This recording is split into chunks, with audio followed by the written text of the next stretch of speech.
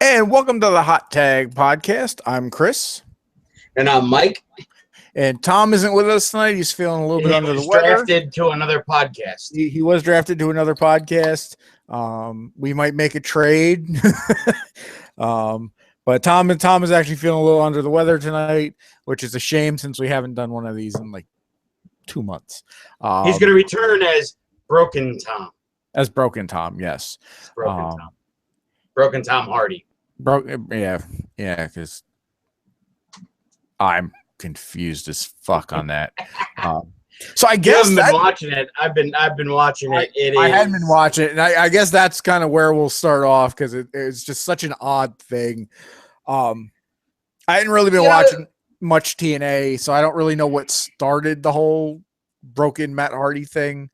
He was, they had done this bit where he was the kind of underdog face going up against Ethan Carter. And Ethan Carter had his, gang of henchmen and whatever. He had Brodus Clay, and he had or Tyrus or whatever. Rockstar Spud. And then Matt Hardy beat Ethan Carter for the title, and then became a heel, and with all of Ethan Carter's henchmen, and was just doing the same bit that Ethan Carter was doing. Okay. And then Ethan Carter became the face without henchmen. And they kind of just kept the same feud going, but the guys just reversed roles. TNA sense. Yeah. It makes none. And then he lost the title, and Jeff got involved, and Jeff cost him something, So he started this broken Matt Hardy character, which was goofy and different for him, but it was interesting. And in the world of TNA lately, there hasn't been an awful lot that's interesting. It's kind of been the same stuff. And it's just a lot. To me, it just feels like a lot of guys are spinning their wheels, and then they just change. The title just kind of randomly changes hands. Yeah. Sometimes I think Lashley's got it now. I don't, Yeah. What's his name has been involved too?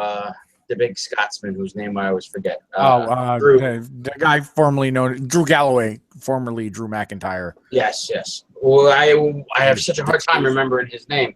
Where with him, I always had a lot of faith behind him, I guess, because he just kind of had a good look and good size, and he's not terrible in TNA, but I just kind of feel like I don't like the gimmick that they gave him, that he's rallying the troops and he's bringing wrestling back to wrestling. It's too much of that. To me, it's too much of that same thing that a guy that was in WWE comes and does in TNA. Yeah. I got screwed over by the man. It was the same kind of it's like the same drum that TNA has been beating since the beginning. Yeah, and and I like him. He was one of those guys that he had so much potential in WWE, and it just never, for whatever reason, it just never materialized. This is probably a good thing for him. Maybe a couple years down the road, he'll be back.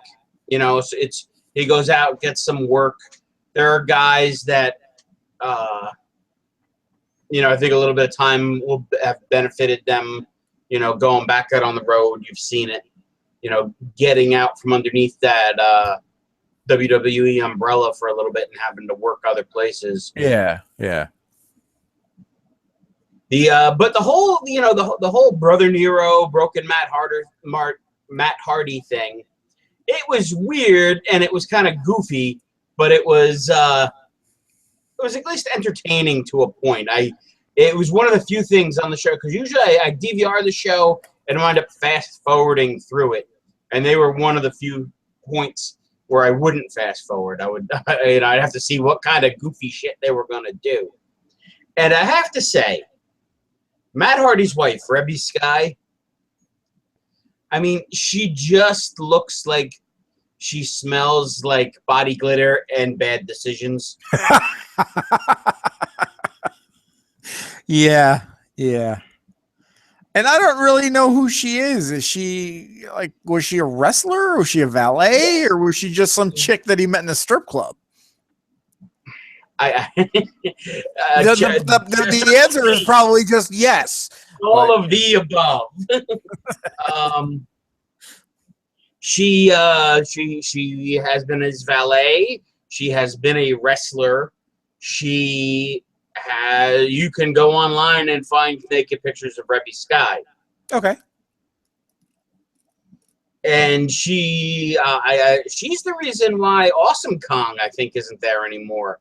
They had some kind of altercation, and Awesome Kong wanted to put her hands on her backstage. Yeah, I remember that. I remember hearing about that. I've heard. It doesn't seem like Rebby Sky has a very good reputation. It's not like she's not blowing guys in the boiler room for somas, like Sunny, allegedly. Yeah. But it's yeah. So she's part of this train wreck too, and their baby has been part of the action here and there. Yes, Maximilian or whatever the baby's name is. Yeah. So I mean, the whole thing and that whole final deletion match, or whatever you want to call it, and that was just a whole bunch of batshit crazy. Botchamania did some great stuff with it. They did do great stuff with it, and I hadn't seen it, and like I'd been thinking about it for a while, and then you had said something to me Monday about it. And I'm like, all right, I got to watch it before we do the podcast. So I came home and I wasted 18 minutes of my lunch break today watching this.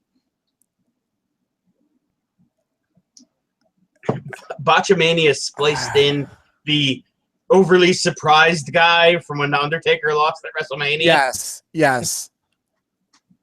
Because it was just, what the? Huh? And then, and then across town with the New Day at the Wyatt compound, where there's been a lot of comparisons drawn between those two matches, or two altercations, or whatever you want to call it, where the Wyatt one was, I think, done differently. The Wyatt one had that horror movie vibe to it. Yeah. And it was a different type of thing. And I'm not a huge fan of that style of match or camera work. To me, it's like you're having this creepy, scary thing, but then there's cameramen there. Yeah. And who are these cameramen that are like, oh, Bray Wyatt's about to try and cleave, your head off with an axe or whatever the hell he had. And he's not going to be like, dude, look out. He's going to just film a man being murdered. Yeah. Well, like Vince McMahon in the headset going, you keep filming now. Well, I mean, and like I saw the Wyatt, the Wyatt New Day thing, and I thought that was done well. But for the final deletion thing, I mean, that's how you can explain away the cameramen, not helping somebody is because they were all Vanguard 1. Yes. Or, as the drone, and there was like a hologram on the drone or something at one point. It's Vanguard 1 because of the Matt Hardy, as kind of a play on his version 1 thing, back in WWE. But it was like, this drone is like R2D2 and given like the Princess Leia, hologram thing going on and. I want to say believability was stretched, and then when Matt Hardy tried to drown Jeff Hardy, and then before we even get to that, one of my favorite moments was this whole thing with the drones and the hologram and all that, and Jeff like swatting at all these drones sneaking through the back door, and he's swatting at them with his guitar and chasing him on a dirt bike. And as he's chasing him on a dirt bike, Matt Hardy is on a lawnmower. And apparently Jeff has designed his yard to look like, you know, all his symbols and all that stuff, and Matt is destroying it by just driving in a straight line. Yeah. And supposedly there's like an evil gardener, but that goes into the whole thing that you were going to start talking about. You know, with watching it, I'm like, oh my God, meth is a hell of a drug. Yeah. So when he attempted to drown Jeff Hardy, and Jeff Hardy, well, I guess he did drown Jeff Hardy. Oh my God, I'm losing. I'm trying to look something up as I'm talking, and I'm losing my train of thought. So Jeff Hardy pops back up out of the water, horror movie style, now as Willow, his evil persona, and he had the whole costume. He's dry as a bone, and he's got an umbrella that he's choking his brother with now. And then the gardener tasers Willow. The lights go out outside or something. Matt Hardy unmasks Willow, and it's the gardener. Now this is because this was so confusing. I can't really remember what happened first. Was this prior to or after the Roman candles? I want to say it was after the Roman candles, because they were at the ring, and then they started shooting the Roman candles at each other. And because what led them to the water was Jeff was shooting at Matt, and Matt seeks refuge behind a dilapidated boat,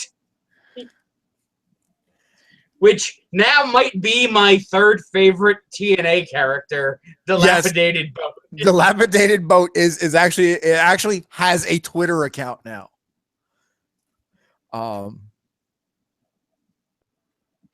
Yeah. And it just kept going, and then they wound up on a big tower, and they're 18 minutes of my lunch break, man. 18 minutes. And he set him on fire or something, or he set the thing on fire that he was going to jump off of. Well, he said Jeff has Matt. Now, this is the thing. There's a referee for this.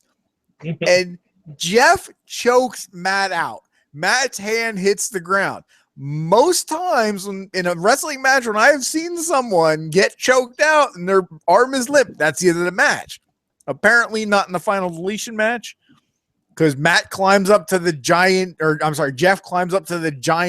you know, Jeff Hardy symbol thingy to swanton onto, you know, Matt, and Matt's wife comes out and hands him a birthday candle. Because the whole thing started out with their son's first birthday. Yes. And then Matt drops puts the candle on the dirt. The dirt immediately catches fire, and Jeff falls off the top of this thing, and Matt pins him and wins the match. Now, both this and the Wyatt compound fight, you know, I was reading some of the stuff, and they're like, well, the Wyatt compound thing was better than Final Deletion. That was crazy shit. And there's people that liked the Final Deletion thing.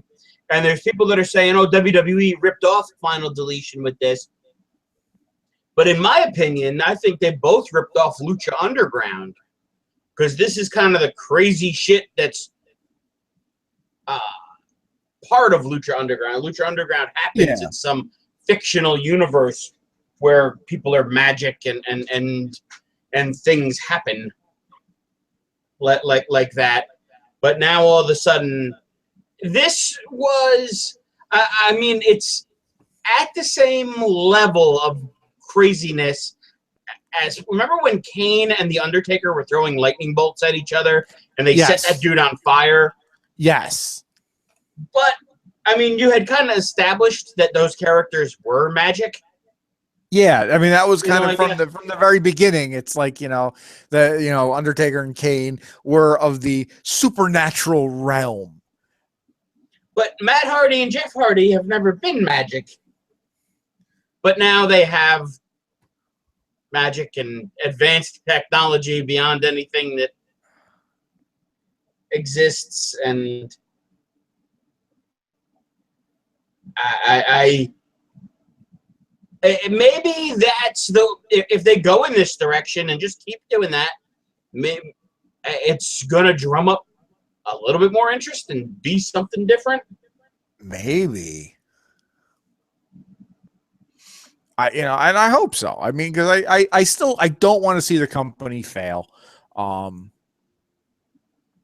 hearing they're still up for sale and something's imminent, but I was just confused as hell on this whole thing because I really hadn't been paying that much attention, and all of a sudden, like, Matt Hardy was talking in this weird accent that's not really British, and it's North Carolinian.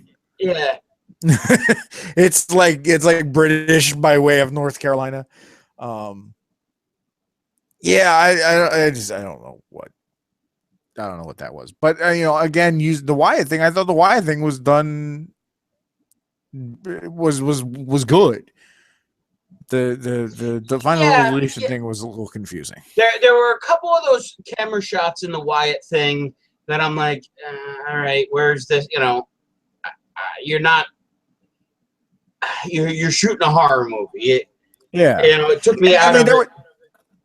There was one spot in that match that or in that bit that and it was something minor, but I'm like, wow, that a couple inches one way, and that could have gone horribly wrong.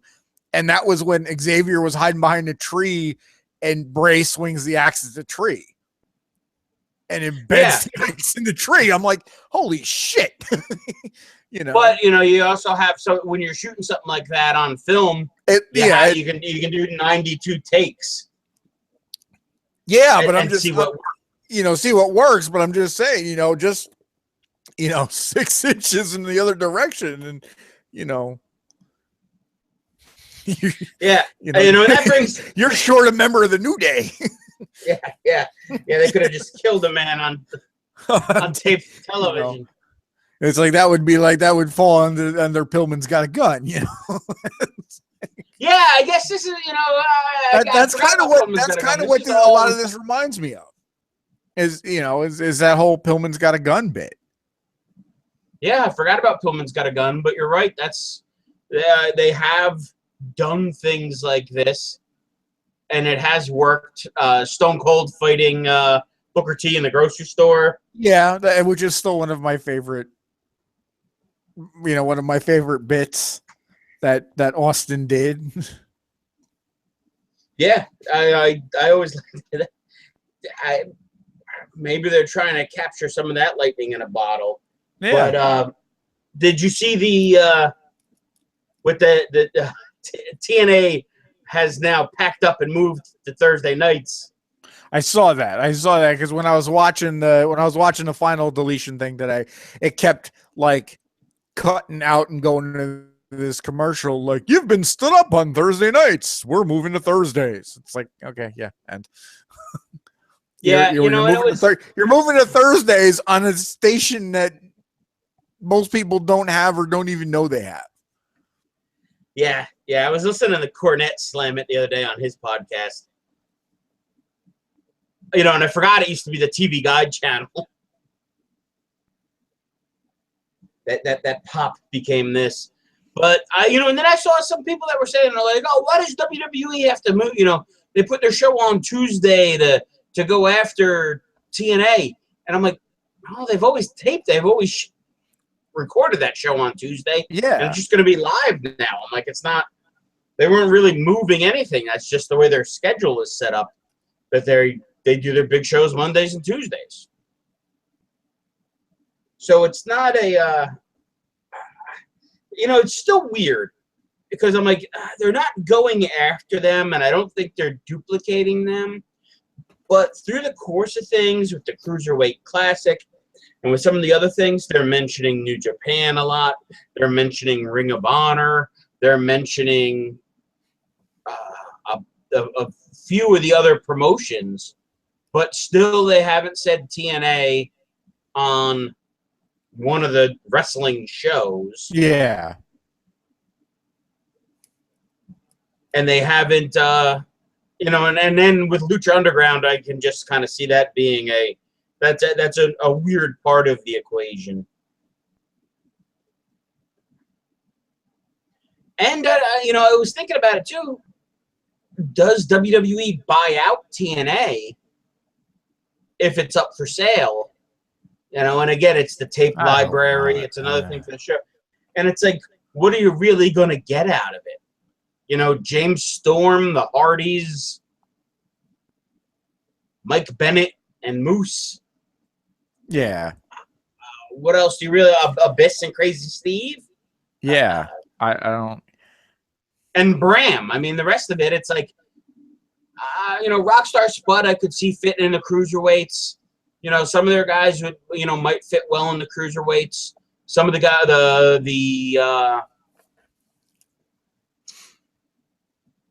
what's the tag team? The Wolves. Yeah, the American Wolves or the Wolves. They'd fit great in NXT, I think. You know, there's a couple pieces there, but it's not like, you know, and what are you going to do with the tape library? It's going to be like, oh, here's Joker Sting, and here's some more Scott Steiner saying crazy shit. And yeah, you know, I don't. You know, here's you know us you know here's trying to revive the NWO for the 100th time, and so I don't know. I mean,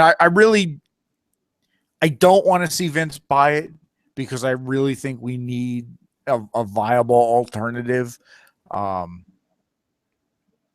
I hope whoever does buy it, you know, does something with it.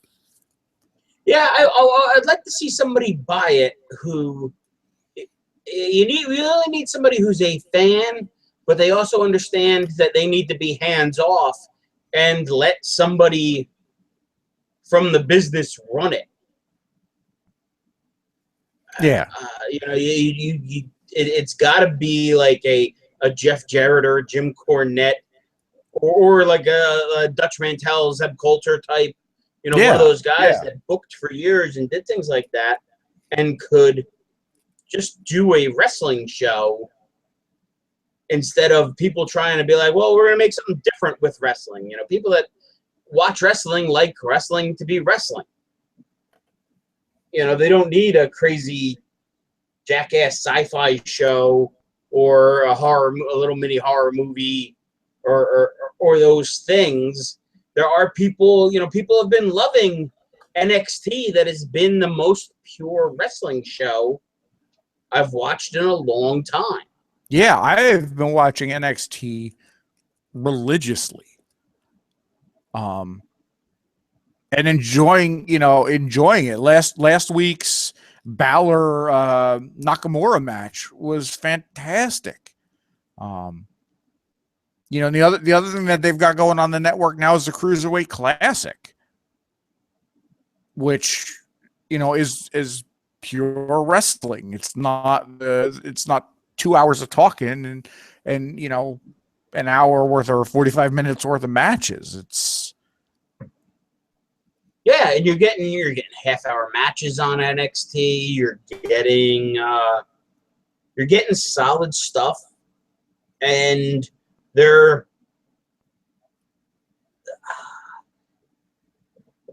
it's been a great farm system because they're developing interesting characters and interesting people. Because if you looked at the guys from the Shield, the guys from the Wyatt family, now Enzo and Cass, these are people that have come up and been good on the mic, good in the ring. They kind of took their time and they cooked their guys the right way. Yeah. And they made it interesting. And I guess that'll bring us to the draft. Yeah, and you know, the draft for me was kind of like I was of two minds of the draft because, you know, I was kind of happy that when they got rid of the brand split.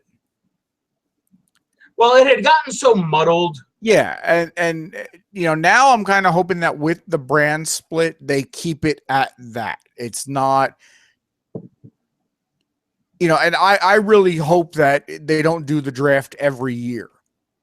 I'd be okay with the draft, every couple years to mix things up, but not every year.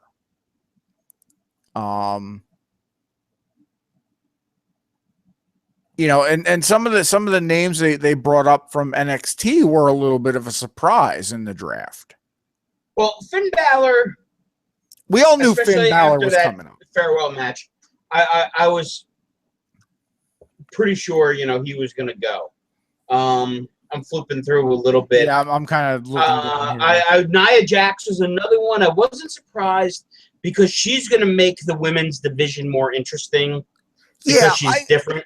And they needed kind of that monster heel in the women's division. Yeah, I mean, Nia Jax surprised me a little bit. Just because, I mean, she hasn't really done anything for me. Like she's just kind of big, and she's big. That's her thing. She hasn't really shown me much. I'm hoping that I'll see her more on Raw, and we'll get to see more of what she can do. I think it opens some interesting doors because you're gonna get have some of the women that have been wrestling get the matchup against her, which is going to be different. Just being a different body type and having a different style of match and a different wrestler. And I think it also opens the door now that if you bring Awesome Kong back, you can have a couple of, because the women's wrestling kind of got away from having the big Bertha, the Bull Nakano, it's always been Mount Fuji.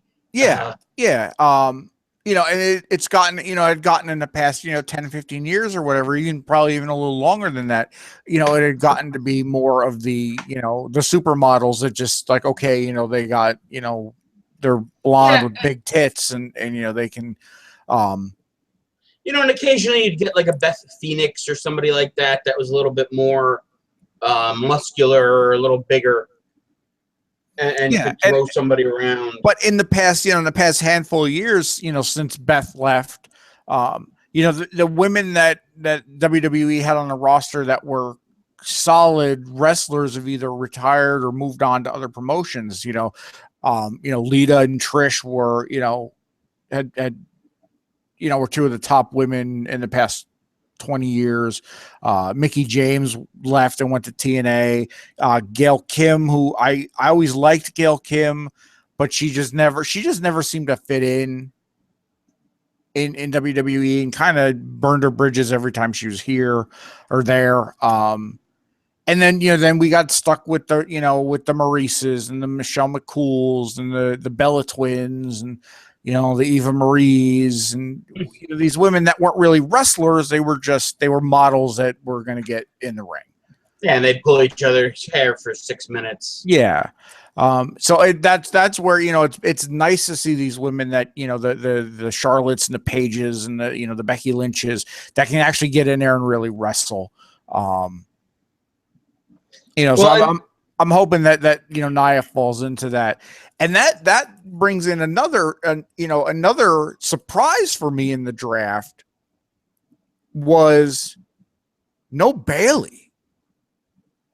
Yeah, I was surprised they took 3 women up from NXT. I was surprised they took 3 women up from NXT. They took Nia Jax, Alexa Bliss, and Carmella, who I love. Carmella. I love Carmella. I think she's fun. I liked her when she was with Enzo and Cass.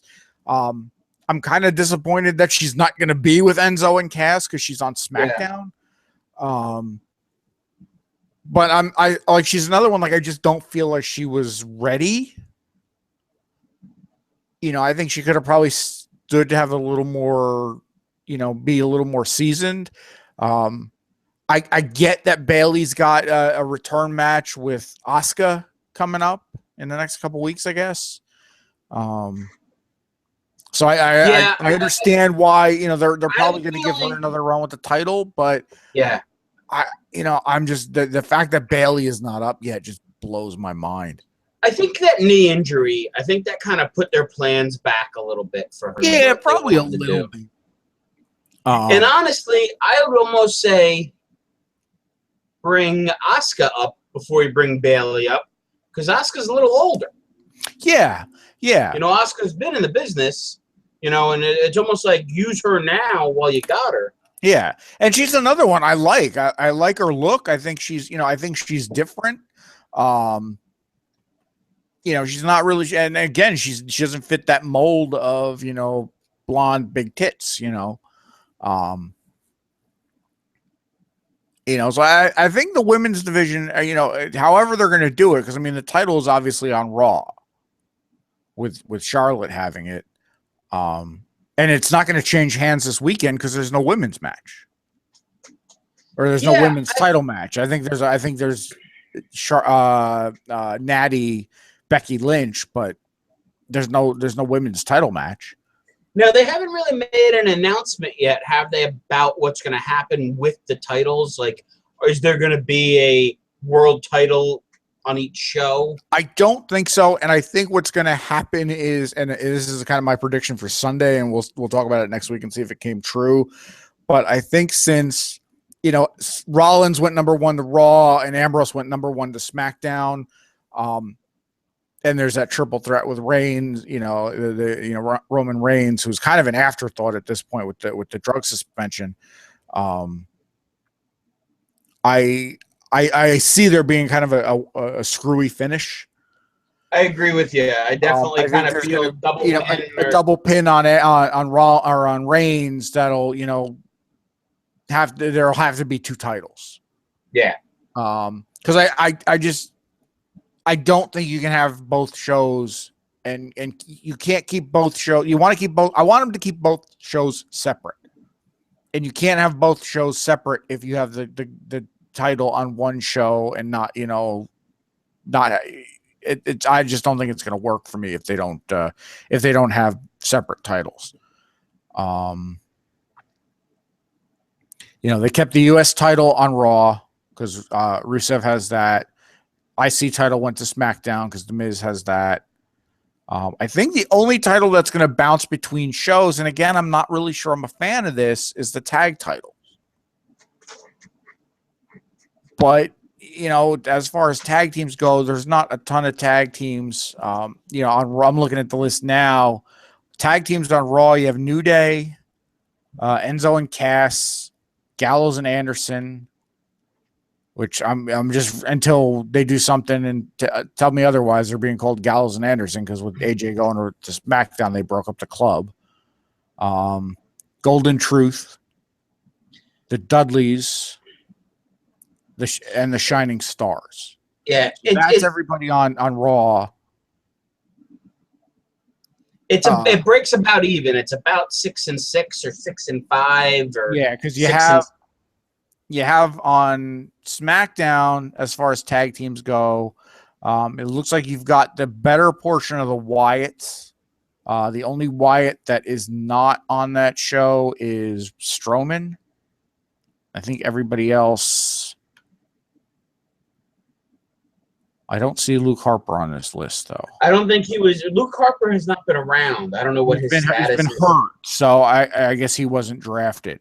But you have Bray and Rowan on SmackDown. American Alpha, who got called up, which I was happy about that because those guys are good. Yes. I was explaining American Alpha to my father, who hasn't seen any NXT, and he watches a little bit of Monday Night Raw now and then.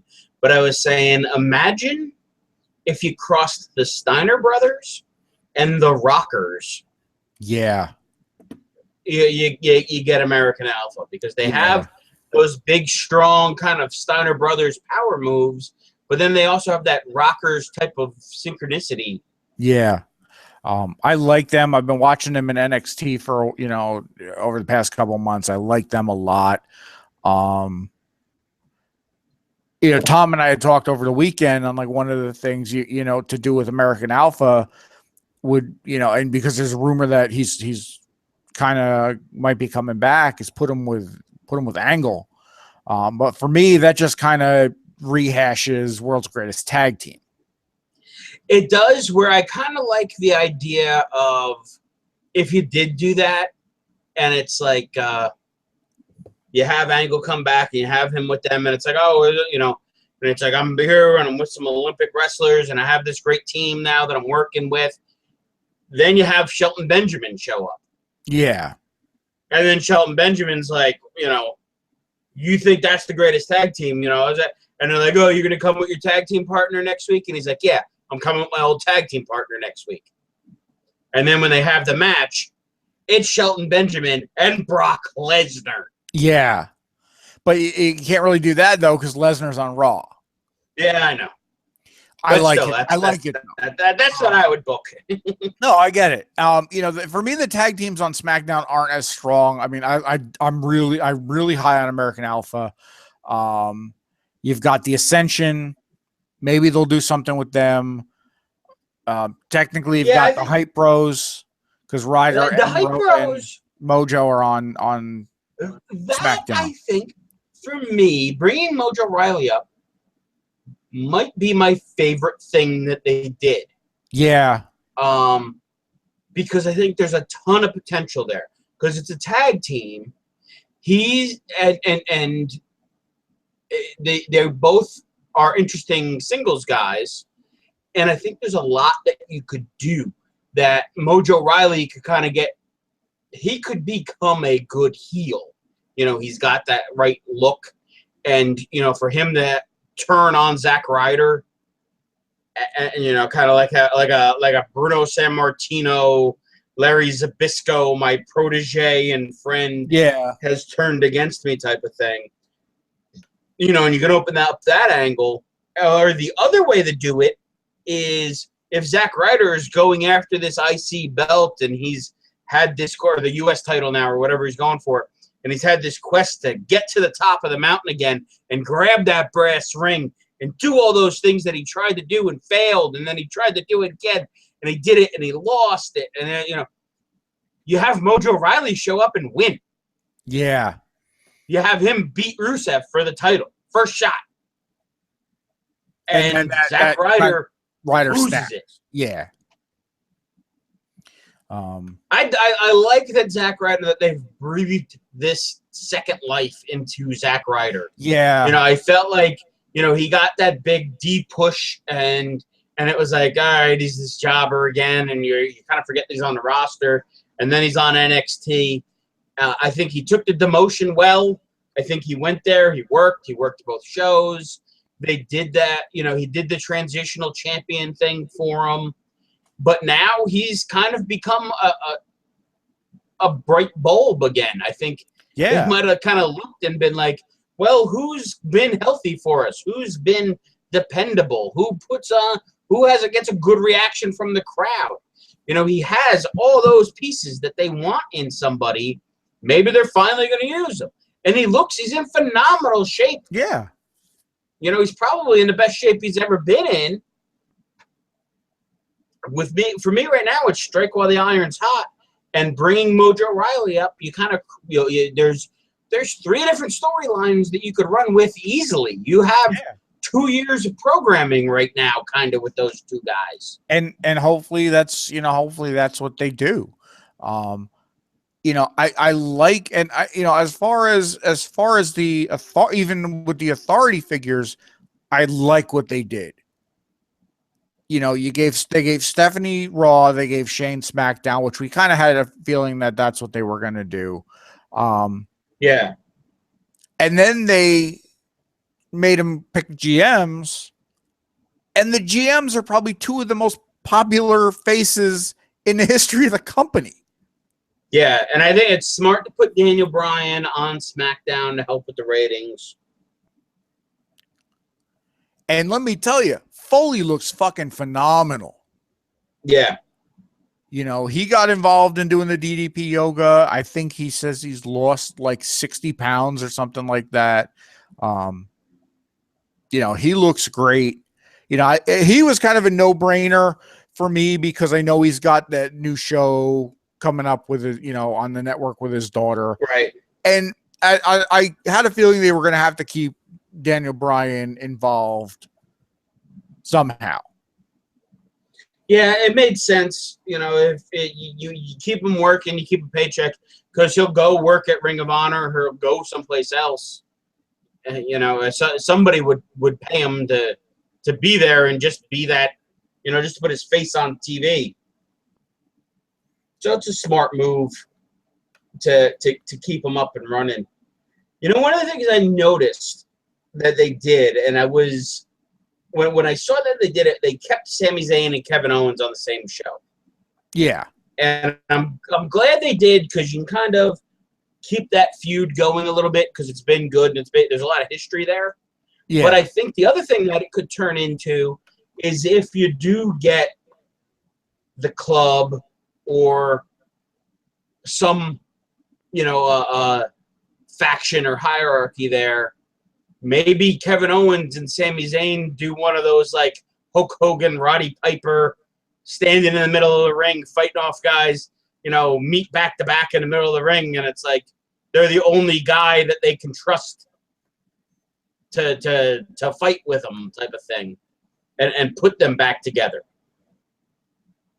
You know, I could see them doing another 6 months of them fighting, and then it turns into they're a tag team, or, you know, or they're a faction.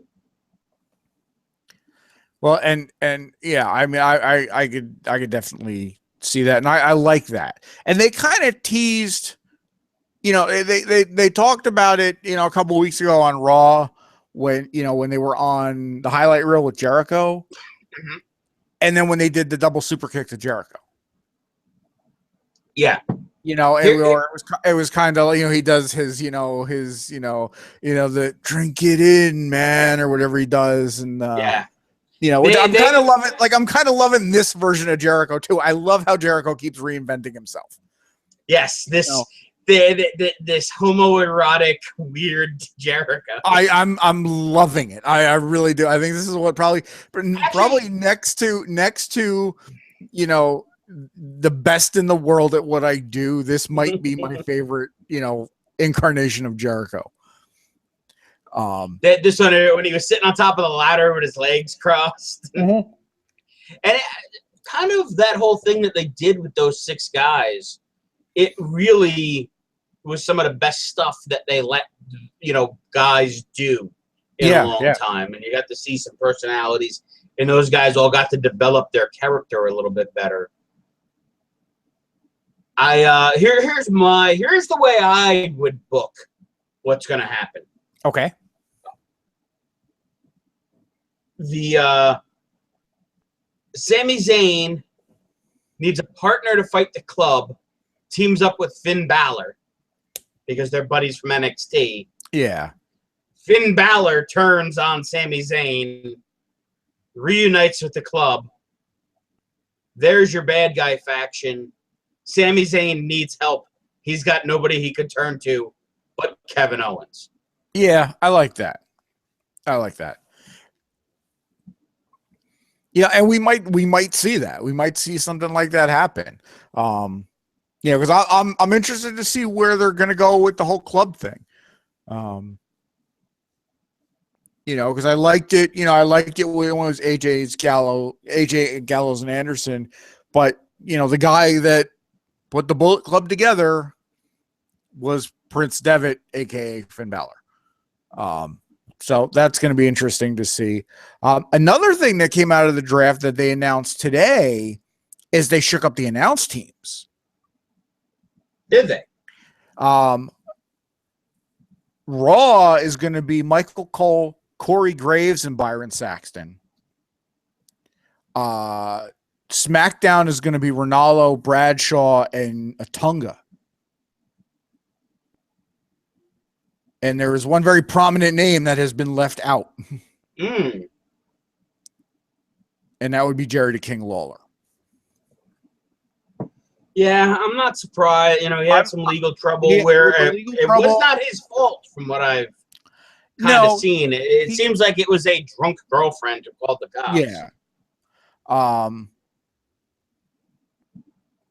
I'm not disappointed with it though either, because I've kind of felt like, the King's time, the King hasn't really been the same in the PG era, and especially after JR stopped doing commentary.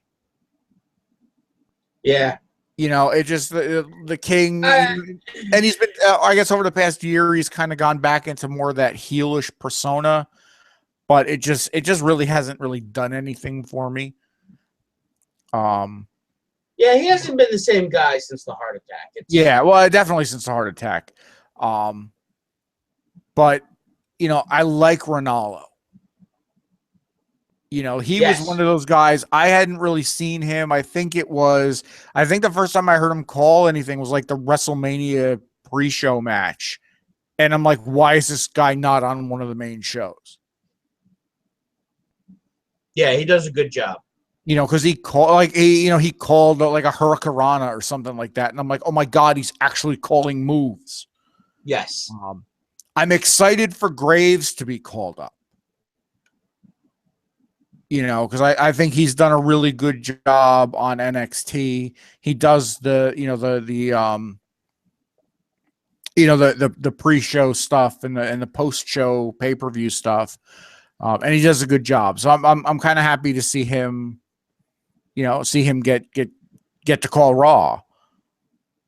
Now with this brand split, I almost feel like getting rid of Sandow and getting rid of Alex Riley and getting rid of some of those guys that could definitely go out there and work was a big mistake. Yeah. And I'm also wondering if we're going to see more like jobbers in the ring with the, things being a little slower. There were none of these big surprises that everybody was kind of expecting. Some of the TNA guys that have been on NXT to be called up, or some of the in-between guy, Rob Van Dam, or these guys that haven't. And I'm sure they're going to start to filter in these different free agents now as it goes.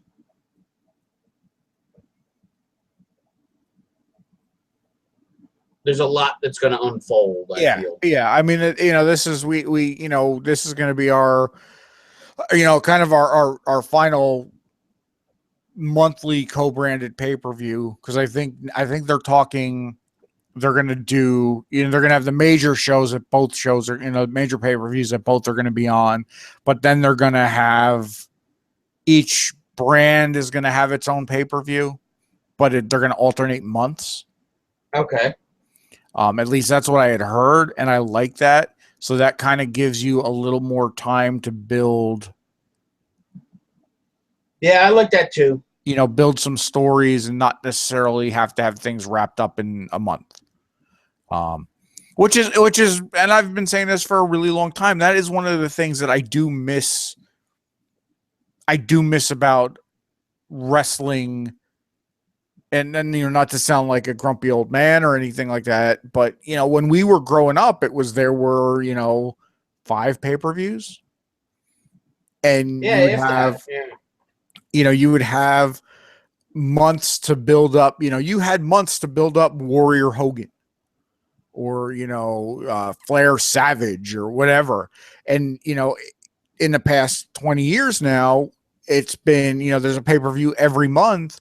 So the shit turns around quicker. And that's another reason why Cena's a 15-time champion, because we've got a pay-per-view every month.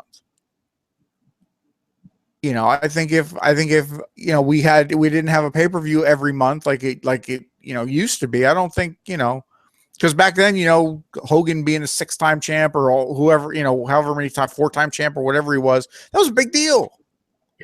Yeah, guys held the title for years, and now it's like, okay, some of Cena's title reigns have been like a week.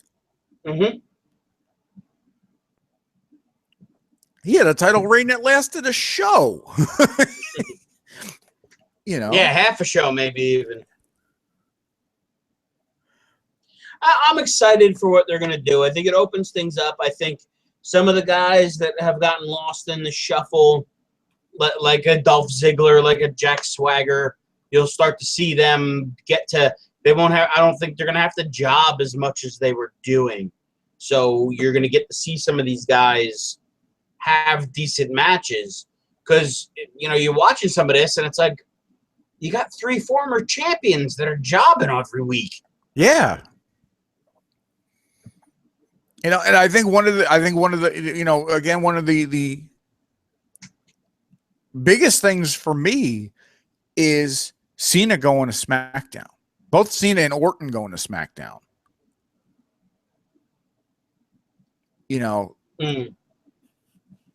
Because it's let Raw be Rollins's show. Yeah. Yeah, and I think it's smart putting Cena on SmackDown just if you want to pump up the ratings of that show. Yeah, Cena's going to draw people. That's your star power there. And I don't have to see him on Monday nights. Yeah. Now hopefully we can get some Cena Orton feud stuff going on because we haven't seen that ever. But even Randy Orton's coming back, he's facing Lesnar at at SummerSlam, and I'm just like, I don't care. Yeah, it's weird that Randy Orton. That pairing, mate. It's like, why? What? Why? What's the history there? But it becomes one of those things is for us and our. I don't even know if it's a dislike for Randy Orton as much as it's just for Randy Orton. Like, he's there. He's not necessarily bad with anything. He's just kind of bland, I guess. I've never been a big fan, and he's like an 11-time champion. Yeah. And you just, when I'm like, Randy Orton's got to come back at some point. And like, he's a 3rd generation, 11-time champion. But, the passion, I guess, I don't know if he doesn't relate any of the passion to me. He seems, he just kind of exudes dick to me. He just seems like he's a prick, from looking at him. I like him a lot better as a heel than as a face.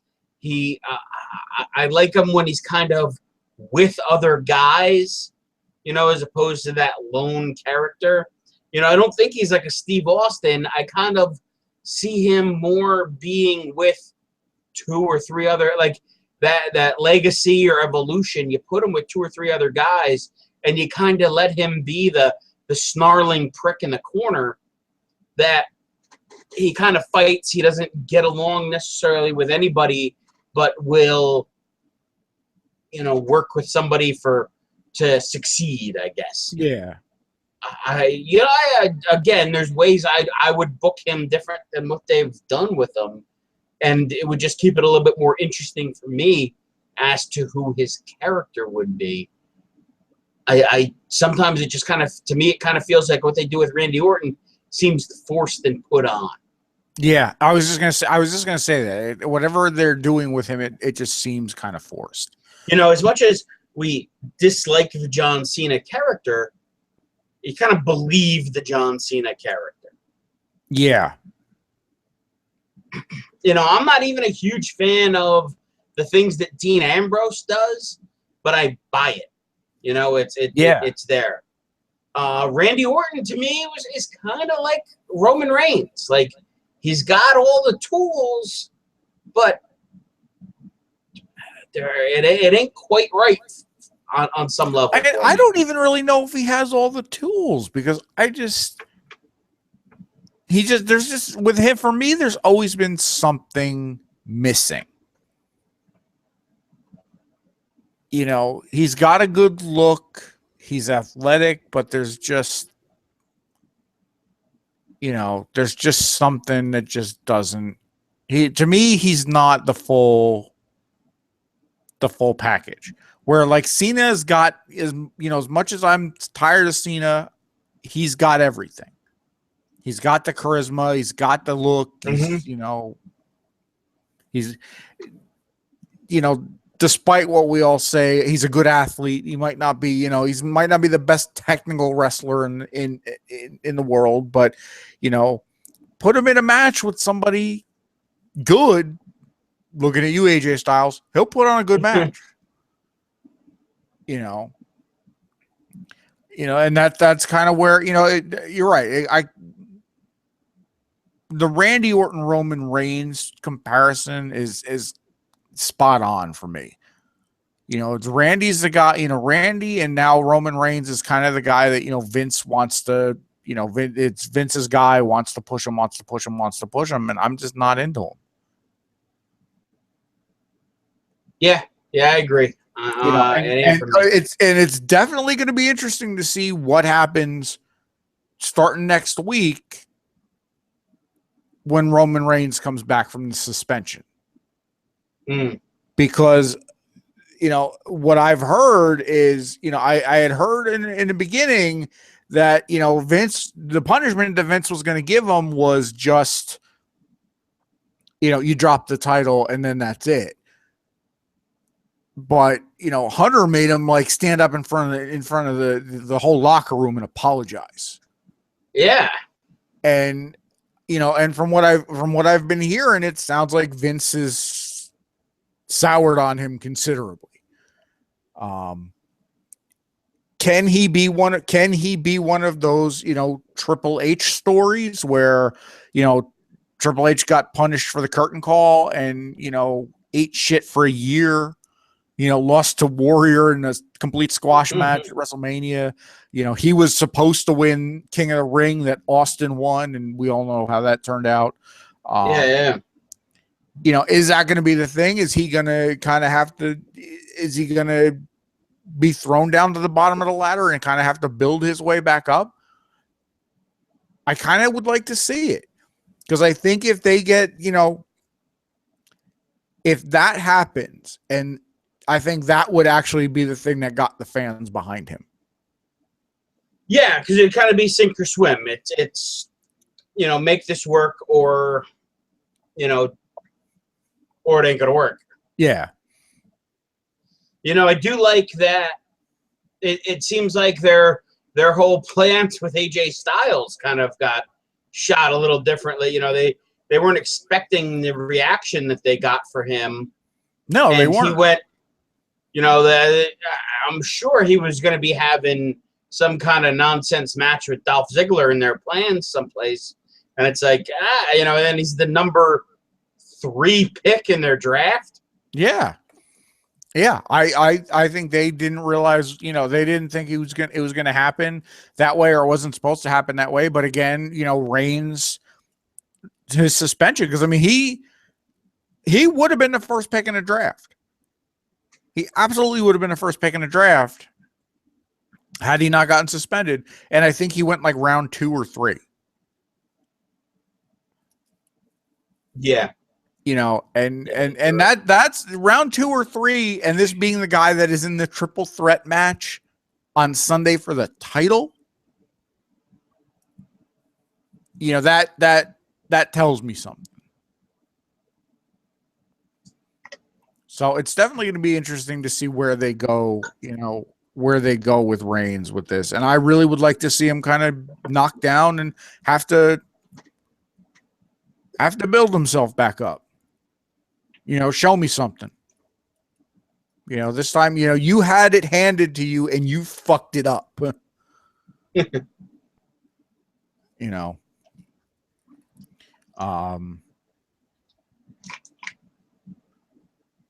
Yeah, I agree with you on that. You know, I don't know. That kind of, I think we covered everything that I kind of felt like discussing. I don't know if there's any other points you wanted to bring up. Not so much on the draft. I mean, a couple little signings here. Apparently Cody Rhodes is joining Ring of Honor. I don't know if it's a one-off thing or if he's really, if he's signed a contract with them. It's a smart move for Ring of Honor. They need a kind of a shot in the arm at this point. I feel like they've just, that crew. When I saw how many of the guys came over to that Cruiserweight Classic, and they've lost a couple guys to TNA now, and Michael Bennett and Moose. I think that's a good pickup for Ring of Honor. Yeah, that is. And that you bring up the Cruiserweight Classic again. That reminds me. Apparently, the Cruiserweight division is going to be exclusive to Raw. I'm hearing, which I like that. And they signed on Friday. They signed Ibushi to a contract. So he's here to stay because I watched him in last week's Cruiserweight Classic, and he's fun to watch. Yeah, there's a couple guys like that. Him, Cedric Alexander coming over. If they can, if they keep half of these guys, they can flesh out these rosters real nice. All three rosters: Raw, SmackDown, and NXT. Yeah, I mean, have a Cruiserweight belt and let those guys have, good quality matches, and not have to be in there, the guys that truly excel and you want to move on to going for, stepping up for the heavyweight title. I could see that working, but, Cruiserweight belt and then guys like Neville, they to get involved in that type of stuff. Yeah. A lot of good options there, too. To me, it feels like it's a bright future with everything that they got going on now. Yeah, I mean, it definitely feels like things are going in the right direction. The product has definitely been a little better from what I've seen. And, I mean, NXT is just still head and shoulders above everything else. But, I like what I've seen so far, as far as this new era goes. But I think that's really all I've got, unless you've got anything else you've. No, that's about it. I'm just kind of I'm on this wait and see, and I'm very hopeful what's going to happen. Yeah, me too. Track record's not great in the past couple of years, but it's got to turn around eventually. One would hope, anyway. But anyway, the future is now, and if it's not now, it's later. It'll come at some point. It'll happen at some point. The future will be, yes. Yeah, something like that. So anyway, that is where we will wrap up. We'll do another one of these next week. Kind of talk about the pay-per-view, see what's transpired since the draft. We'll have a new Planet X podcast on Monday. So you can check us out at channelzpodcasts.wordpress.com, facebook.com, Channel Z Podcasts, and check us out on iTunes and Stitcher, possibly coming to iHeartRadio. I still have to look into that. But anyway, I'm Chris. And I'm Mike. And we'll see you next week. Brother Nero.